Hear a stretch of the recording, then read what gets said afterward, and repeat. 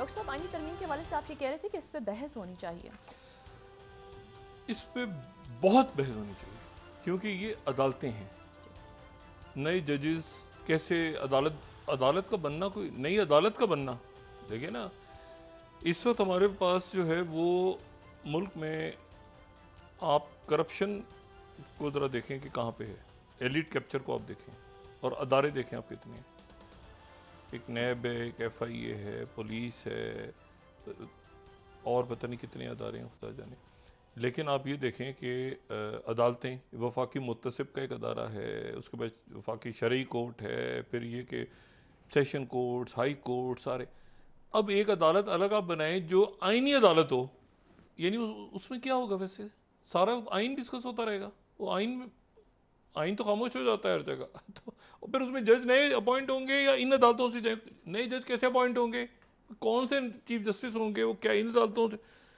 मतलब ये इसके ऊपर एक संजीदा बहस की ज़रूरत है। ये ऐसे नहीं है कि कहीं से कोई आ गया डब्बा चलता हुआ और आपने जो है उसको उस पर, ये एक आप इसमें बार एसोसिएशंस, इसमें जो मौजूदा जज साहिबान, रिटायर्ड जज साहिबान, पब्लिक डिबेट कि भाई कैसे इसमें देखें ये हमारे लिए अच्छा है, मुल्क के लिए ऐसे होना चाहिए, अदालती इस्लाहात कैसे होनी चाहिए। बिल्कुल दुरुस्त है कि हज़ारों मुकदमात पड़े हुए हैं, बिल्कुल, लेकिन ये है कि वो उसमें इस ये को टाइम है।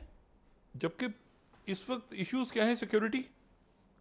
सिक्योरिटी कंसर्न्स इतने हैं, ठीक है ना, आपके बॉर्डर्स के ऊपर इंटरनल सिक्योरिटी, सोशल अनरेस्ट, जो मैं हमेशा कहता हूँ इकॉनमी का इशू है, फाइनेंस कैसे आपने बहुत इशू, मिनी बजट आना है नहीं आना, वो छोड़ छाड़ के सारा अचानक जो है वो मतलब झटपट बिल आ रहा है। अब ये अप्रूव होता है तो भी बहरान है, नहीं होता तो भी बहरान खड़ा है, दोनों सूरतों में बहरान है। तो उसकी वजह मैंने आपसे कहा ना कि अभी वो तफसीली फैसला आना है। वो तो झलक दिखा के चला गया ना आज, एक छोटा सा हिस्सा उसका, उस फैसले का, कि जो कि ये था इससे मुतालिक मखसूस नशीतों से मुतालिक। तो बाकी उस फैसले में क्या होगा डिटेल जजमेंट में, तो उसको ज़रा देखें। तो यानी ये उससे पहले करना चाह रहे हैं ताकि वो जो है जब रिव्यू में जाएं चीज़ें तो वो कुछ और ये मुल्क आगे चले, इसको बुरानों से निकालें सब।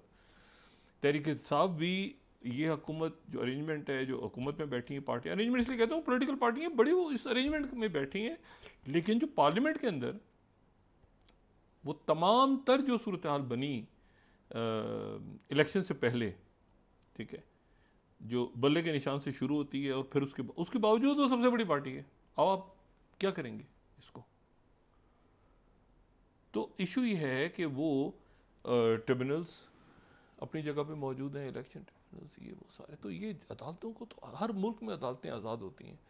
बड़े से बड़े जो ताकतवर से ताकतवर तरीन शख्स को अदालत जो है वो बुलाती है, और एक आम शख्स को भी अंदाज़ा होता है कि ये जो अदालत है, मैं यहाँ जाऊँगा तो मुझे इंसाफ मिलेगा। अगर पता चला उनके जजेज ही अपॉइंट हो रहे हैं ऊपर, तो इस तरह नहीं होता। तो फिर कौन किसी ताकतवर के खिलाफ जाएगा? वो ताकतवर तो ऊपर बैठे हुए हैं। ये एतमाद लोगों का अदालतों पे होता है। ये इस तरह ना करें बराए करम कि अदालतें जो है हमारे अंगूठे के नीचे आ जाएं, ठीक है। जमहूरियत हो तो भी हाँ, उसका गलत इस्तेमाल नहीं होना चाहिए। मैंने आपसे कहा ना 58(2) भी जो है उसका इस्तेमाल को ठीक हुआ गुलाम ईसा खान के दौर में या फारूक लगारी साहब के दौर में, नहीं, बिल्कुल भी नहीं। लेकिन ये कि उसको कोई हल निकालना चाहिए। अच्छा, अब ये कि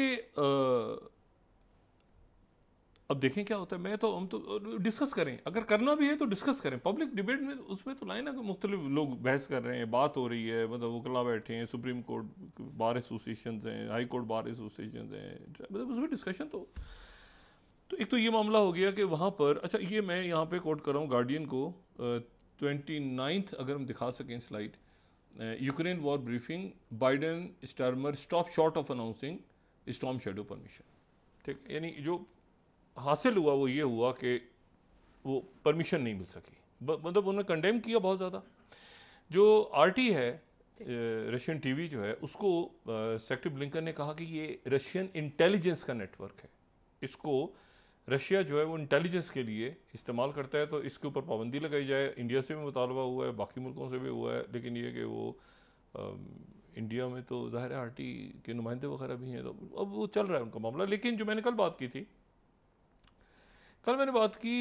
कि जो मुलाकातें हुई हैं जितनी भी, जो यानी जो ब्रिक्स समिट में जो मुलाकातें हुई हैं सेंट पीटर्सबर्ग में, या जो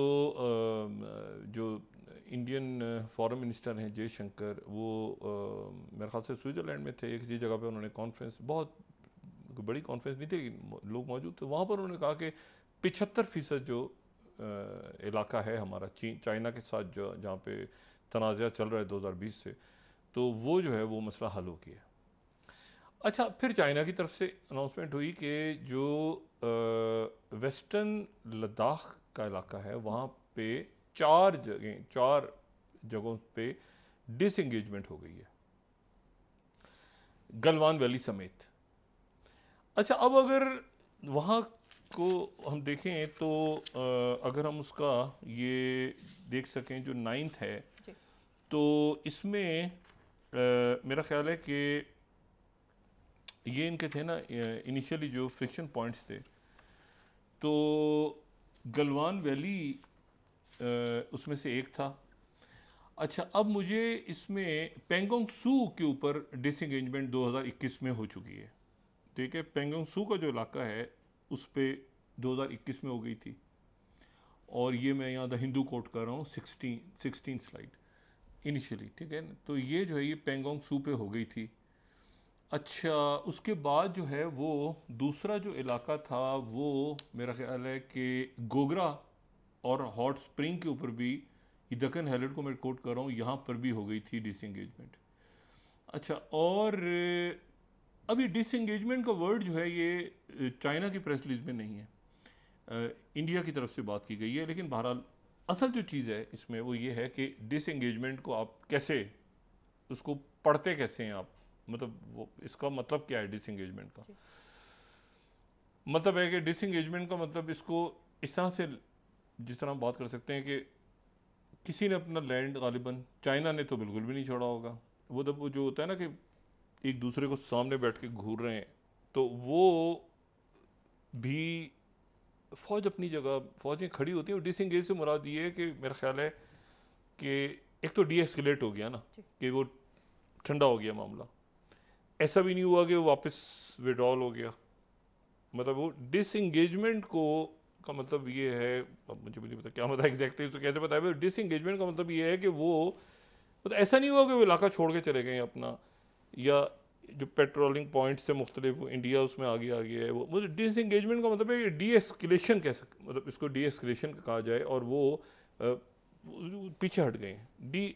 डिसएंगेजमेंट का मतलब है। अच्छा, अब उसमें ये बहुत अच्छा है, एक्सेलेशन तो नहीं हो रही ना कम से कम, लेकिन फौजें दोनों तरफ की अलर्ट होंगी, क्योंकि ये वो सूरत हाल थी जिसके ऊपर मैंने 2017-18 में कहा था कि दोखलाम के अंदर ये प्रॉब्लम हो रही है। और उस वक्त बड़ी एक होता है ना कि वो एक अजीब सी बात लग रही थी, तो मैंने कहा था कि नहीं, दोखलाम के ऊपर, जब इंडियन प्राइम मिनिस्टर मोदी गए थे वहाँ, तो मैंने ये उसके बाद ये बात की थी, जिसके ऊपर काफ़ी मतलब एक अजीब सा था कि मैं कहता कि नहीं, आप इसको, ये गड़बड़ है, ये दोखलाम मसला आगे बढ़ेगा। और वो हुआ, वो कोविड के दिनों में जो है, जैसे कोविड वगैरह की अनाउंसमेंट हुई, तो क्योंकि ये वो इलाका है जिसकी कोई डिमार्केशन ही नहीं, ये वो है मैकमोहन बना के चले गए ना, वही मैकमोहन जो आगे जाके इजिप्ट में पहुंच गए थे, वो ये ड्रॉ करके चले गए। तो ये तो इलाका, और ये वो है जो कि पूरा इलाका जो चेयरमैन माओ की जो है कि ये 5 फिंगर्स, ठीक है, और वो जो है उसमें ये सारे इलाके आते हैं, ठीक है, तिब्बत, भूटान, ये सारे, अरुणाचल प्रदेश, तो ये तो उनकी एक मतलब लद्दाख से आप शुरू करें, और ये मतलब आप समझ लें ना कि ये उनका मतलब ये उनका उसी तरह से जैसे ताइवान है, मतलब आप ताइवान की तरह समझ लें, या आप तिब्बत को जैसे वो, मतलब आप समझ लें कि ये उस तरह से उनका एक तयशुदा बात है कि उन्होंने लेना है। उन्होंने लिया, एक इलाका तो ले लिया उन्होंने बरतानिया से, हांगकांग चाइना ने ले लिया बरतानिया से, ठीक है। तो बात यह है कि वो इसी तरह से ताइवान भी उन्होंने लेना है, और ये उनकी पॉलिसी का हिस्सा है। ऐसा नहीं है कि ये उन्होंने कहना है कि जी नहीं, लद्दाख उनका है।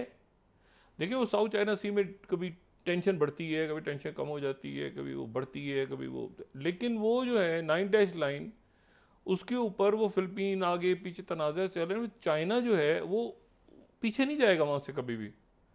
वो डीएस्केलेशन हो सकती है ज़रूर, ठीक है ना, डिस्प्यूटेड वाटर है, कैसे क्या, और ये इसलिए हुई है सारा, ये हुआ क्यों, इस डिस्प्यूट की वजह क्या है, इस पूरे खित्ते की जो डिस्प्यूट्स है ना, वो ये है कि ये सब कॉलोनीज रहे।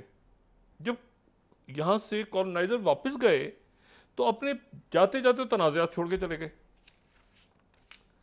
जाते जाते वो ऐसे बॉर्डर्स खींच के चले गए जो कि अभी तक, चाहे वो कश्मीर हो, चाहे वो जो है वो ये चाइना इंडिया हो, और बहुत सारे रोले, ये पर्शियन गल्फ के अंदर जजीरों पे फटे अभी तक चल रहे हैं, ठीक है ना।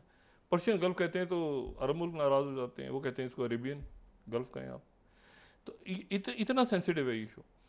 अब इसमें ये है मामला, तो एक तो वो डीएस, लेकिन ये डिसएंगेजमेंट है, ये इशू रिजॉल्व नहीं हुआ, ये एक्सक्लेट भी नहीं हो रहा। अच्छी बात इसमें ये कि एक्सक्लेशन नहीं है इस वक्त वो कम से कम मुलाकात हुई है।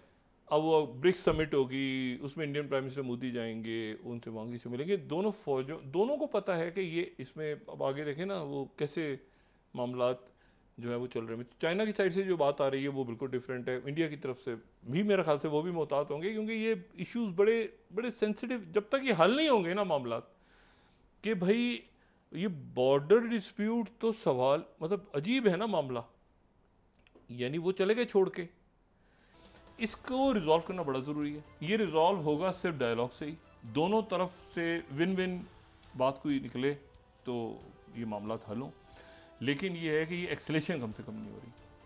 अब इसको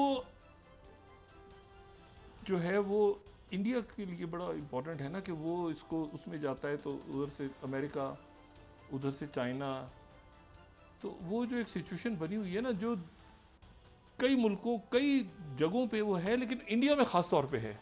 इंडिया एक बड़ी आबादी का मुल्क है, वो बड़े उसके लोग वहाँ पे ज़बरदस्त लोग हैं, ख़ास तौर पे जो टेक्नोलॉजी में और इस तरफ जा, तो वो इस वक्त जो है ना वो बैलेंसिंग एक्ट, उसमें ये काम कम से कम अच्छा हुआ है कि चाइना ने इस वक्त देखा है कि प्रेशर ज़्यादा आ रहा है, और ये बांग्लादेश के बाद चाइना थोड़ा सा, वैसे भी मैं वो बात नहीं करना चाह रहा जो चाइना की तरफ से मुख्तलिफ लोगों से बात हुई है, लेकिन ये है कि वो बहरहाल ये एक अच्छा स्टेप हुआ है कि यहाँ पे एक्सकेलेशन नहीं हो रही, और कम से कम हैंडशेक हुआ है।